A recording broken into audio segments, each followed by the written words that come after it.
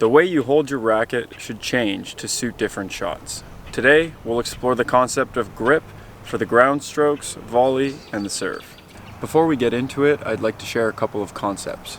I'll be using the knuckle of my index finger as well as the heel pad as markers on my body, and I'll be using the different sides of the handle as markers on my racket. By aligning these two, we can achieve different grips.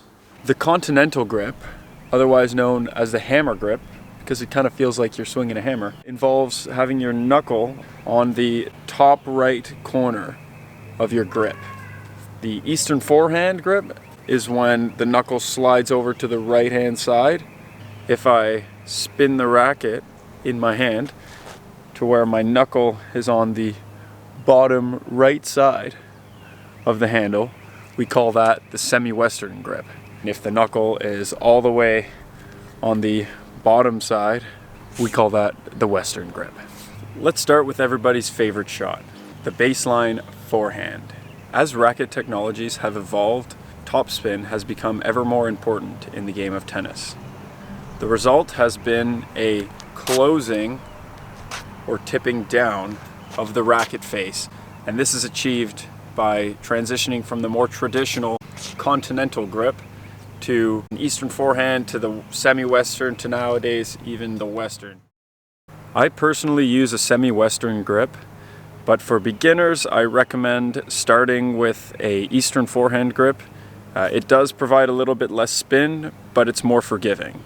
I would encourage you to work towards a western grip though as you get more experienced. To get a feel for the different grips, try drop hitting a few balls. For the backhand grip, we're going to talk about the two-handed backhand, which is what I recommend for most people. You want to take your index finger, make sure that knuckle is on the fat part of the racket. Your right hand, you would want the hammer grip.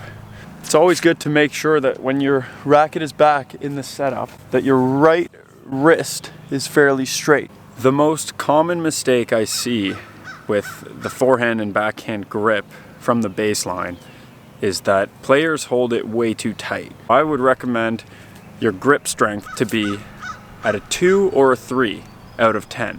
Let's move on to the volleys. Up at the net, you should use the continental grip. This will allow you to hit both forehands and backhands comfortably and with a strong wrist. So the big difference here is that we're actually holding the racket quite a bit tighter when hitting volleys, specifically at the point of impact. On a scale of 1 to 10, when you're up at the net volleying, I would recommend holding your racket at about a 7 or an 8. One common mistake I see beginners make is holding the racket with a forehand grip, and then when they hit a backhand, the wrist has to turn. This is not a stable position. That's how you injure your wrist, folks. That's not going to be fun.